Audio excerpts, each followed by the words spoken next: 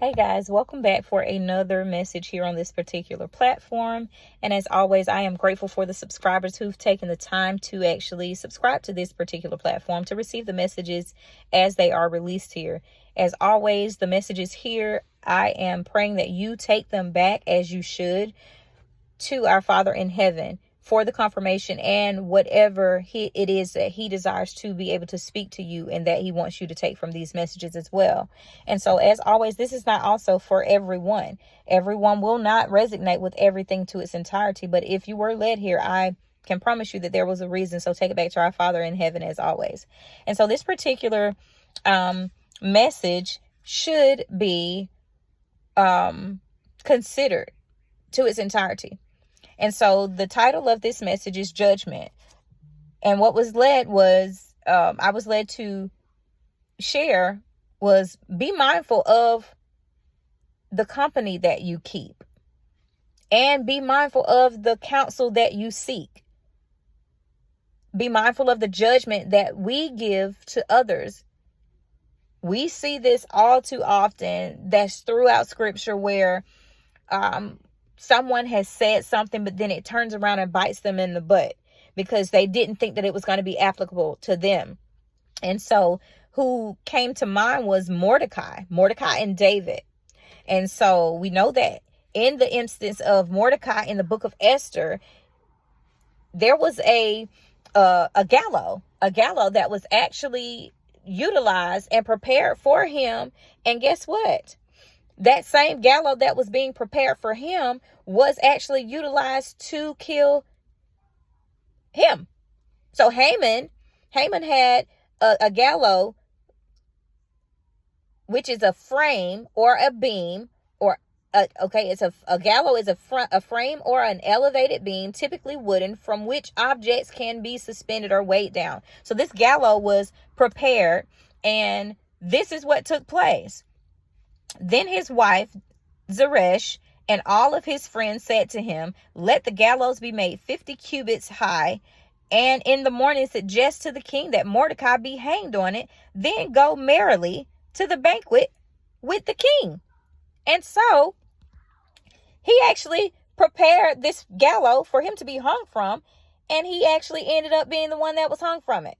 So his whole measurement that he utilized for someone else ended up being the exact way that he died. And so be careful how you utilize your judgment or your rationing. Be careful of the company that you keep, because it was his friends and his wife that told him to do it. And he listened. And so that's a message in itself.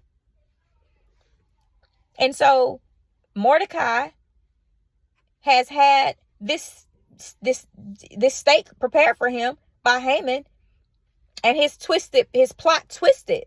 The measure which he used was that which was measured unto him. And with David gave his judgment in reference to the man that he was unaware that was actually him.